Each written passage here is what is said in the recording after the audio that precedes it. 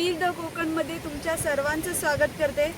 आज आम्ही आलो आहोत भिरवंड्यात आणि इथला एक असा एक स्पॉट आहे जिथला धबधबा आणि एक देऊळ आणि त्यामागची हिस्ट्री खूप फेमस आहे। तर आपण आज हा पॉइंट विजिट करणार आहोत आणि इथल्या गावकऱ्यांशी सुद्धा थोडीफार माहिती घेणार आहोत। आज असं काही प्लॅनिंग नव्हतं, मग विचाराला सबस्क्रायबर्सचे आभार मानायला एक व्हिडिओ बनवूया म्हणून निघालो पुन्हा त्याच कणेरी रोडला। जे हिडन प्लेस हरकू डॅमचा व्हिडिओ तुम्ही बघितलास त्याच रोडला।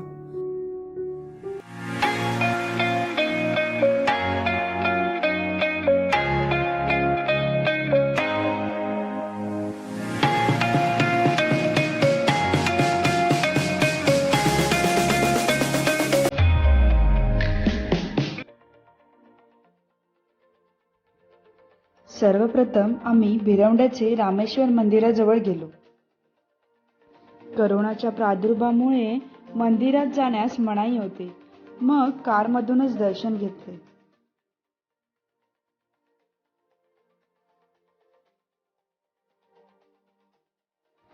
मंदिरासमोर भक्तांसाठी सुंदर असे भक्त निवास बांधलेले आहे।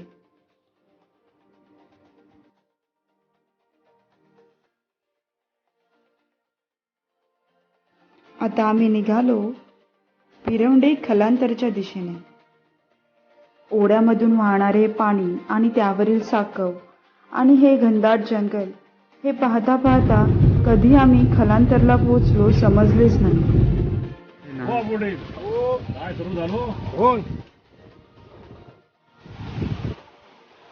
आम्ही आता धबधब्याकडे जायला निघालो। आमच्या सोबत असलेले सावंत काका आम्हाला गाईड करत होते।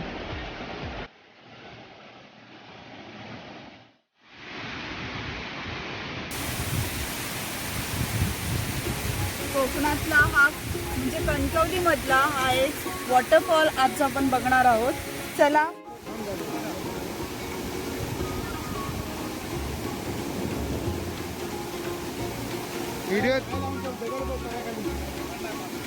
माती आहे पूर्ण माती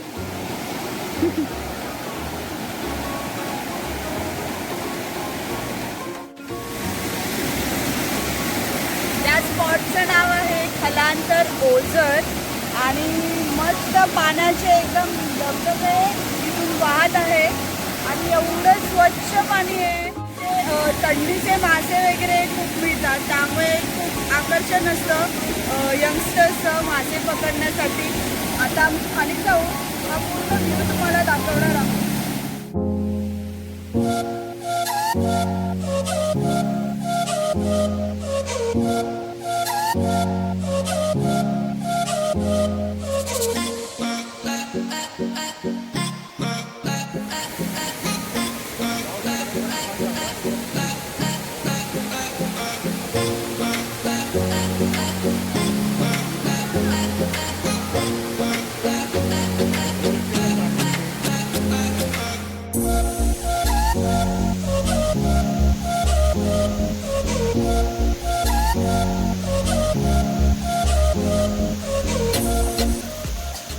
तुम्ही पाहू शकता हा एक अखंड खडक आहे आणि हे फेसाळलेलं पांढरे शुभ्र पाणी यामधून वाहत आहे।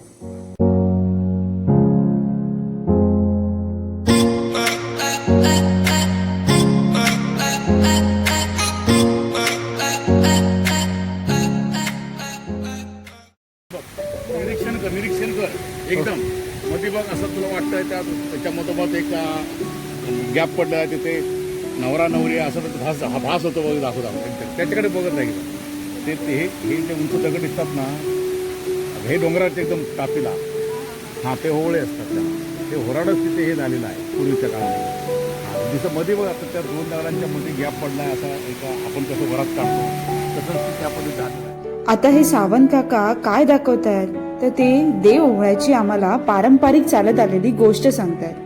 आता ही गोष्ट कोणती तर ऐका। हे पूर्वीच्या काळामध्ये असं लोकांचं सांगणं आहे की या ठिकाणी एक वरती एक लग्नाचा एक वरात निघाली होती आणि त्यांना काहीतरी शाप झाला, शापित दिला त्यावेळेला, शाप दिला, देवाने दिला, कोणी दिलं ते आपल्याला सांगता येत नाही, पण ते शाप दिल्यानंतर त्याचे दगड झाले आणि त्या दगडाची आता परंपरा चाललेली आहे. त्याला होळे असं नाव देण्यात आलं आणि त्याची इथले स्थानिक लोक पूजा करतात, त्याला नवस बोलतात आणि वर्षातून एक वेळा तिची राखण पण दिली जातात. असे हे देव होळे म्हटले जातात याला. गावकरी याच्यावर खूप विश्वास ठेवतात आणि ह्या देवगुरांची पूजा करतात. मग आम्ही थोडी जंगल सफारी केली. झाडाझुडपातल्या पायवाटा शोधत शोधत आम्ही निघालो. पाण्याचे वाळ पण आम्हाला मिळाले.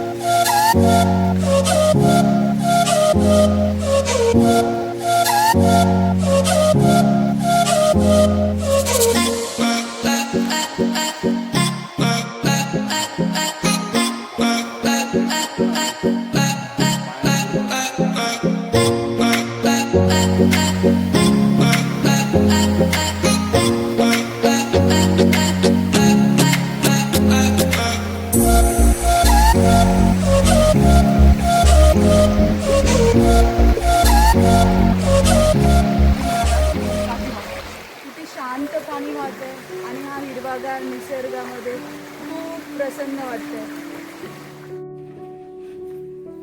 आता आम्ही आलो आहोत सावंत काकांच्या घरी.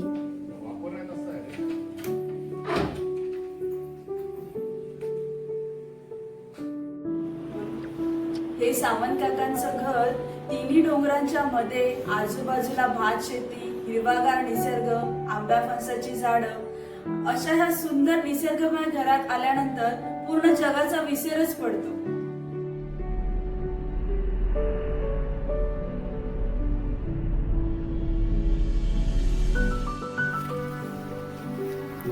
काकाने आम्ही जातोय अळू काढायला. अळूची भाजी आजचा बेत.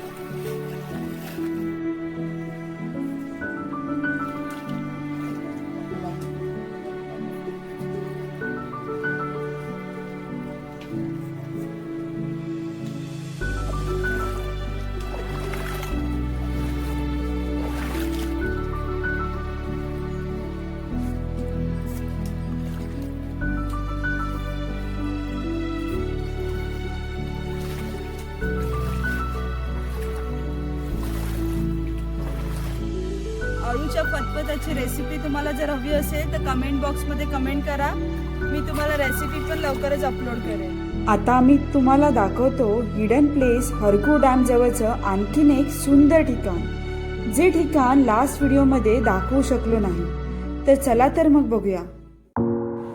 हे आहे शृंगेश्वर गणेश मंदिर आणि त्या बाजूला हा तयार झालेला नैसर्गिकरित्या धबधबा. हे सुंदर दृश्य पाहून मन मोहून जाते.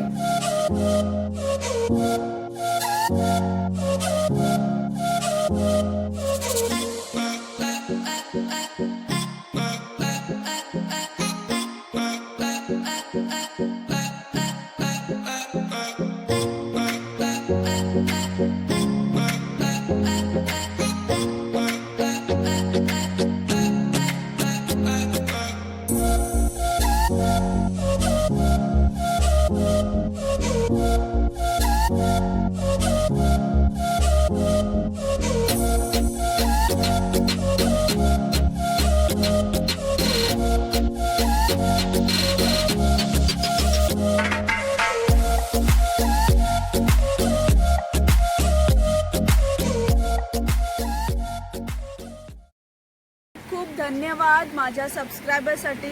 आमच्या चॅनलला 1000 सबस्क्रायबर्स कंप्लीट झाल्याचा वाटा तुमचा आहे. सो अशाच माझ्या चॅनलला सपोर्ट करा, सहकार्य करा आणि फील द कोकण या चॅनलला तुमचा सहकार्य खूप खूप गरजेचं आहे. तुम्हाला जर हा व्हिडिओ आवडला असेल तर लाईक शेअर करायला विसरू नका आणि तुम्ही जर या चॅनलवर नवीन असाल तर सबस्क्राईब करायला सुद्धा विसरू नका. थँक्यू.